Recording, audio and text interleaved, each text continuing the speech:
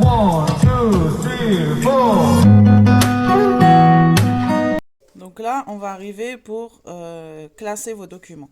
Donc, je vais vous montrer ce que je fais actuellement et après, dans la prochaine partie, je vous montrerai ce que je vais faire à l'avenir. Donc là, vous avez des petites boîtes comme ça. Donc ça, c'est, je les avais pris à Ikea, c'est en carton, ça se vend par 3 ou 4, je sais plus.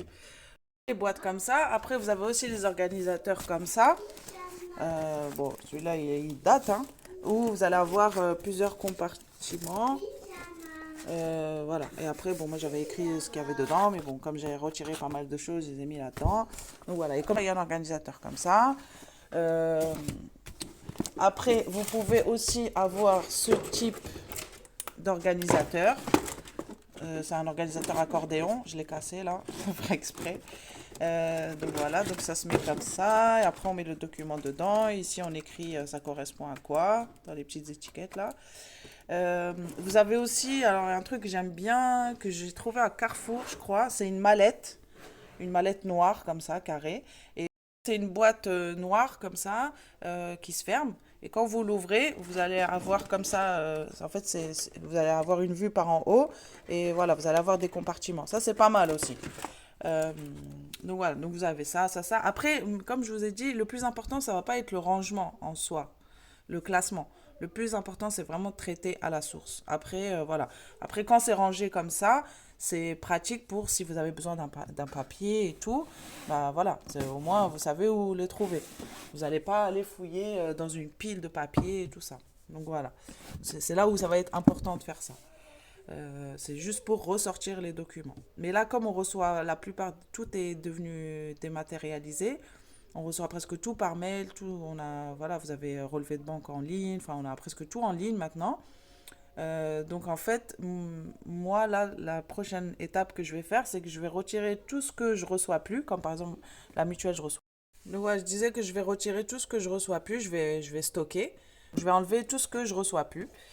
Et comme par exemple l'assurance, je reçois plus parce que je reçois par mail, les mutuelles aussi, la banque, même il y a pas mal de trucs que je reçois plus.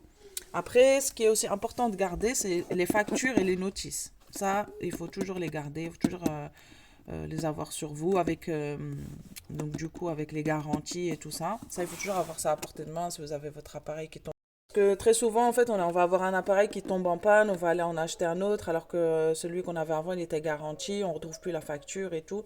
Donc voilà, donc ça, c'est un truc qu'il faut garder sous la main. Et même des fois, par exemple, si quand vous allez à l'électro-dépôt, vous achetez un truc, ils vous envoient par mail la facture, et ben il faut l'imprimer. Vous l'imprimez et vous la stockez. Après aussi, les tickets de caisse. euh, donc les tickets de caisse, il faut savoir que ça s'efface, hein. Je sais pas si vous le savez. Donc moi, ce que je fais, c'est que je les photocopie tout le temps. Voilà. Pour, comme ça, parce que ça s'efface, hein. Au bout d'un moment, au bout d'un certain... J'essaie de vous montrer si j'en retrouve qui sont effacés. Bon, là, je ne retrouve pas pour l'instant, mais bon, ça s'efface, hein. Avec le temps, au bout d'un moment, ça s'efface. Donc voilà, moi, je garde le ticket et je le photocopie en plus. Et je garde aussi les notices de ce que j'achète et tout, avec les garanties, tout ça dedans. Donc voilà pour les rangements. Ce que je fais quand je pars de ça, c'est que je fais ça par terre chez moi, dans mon salon.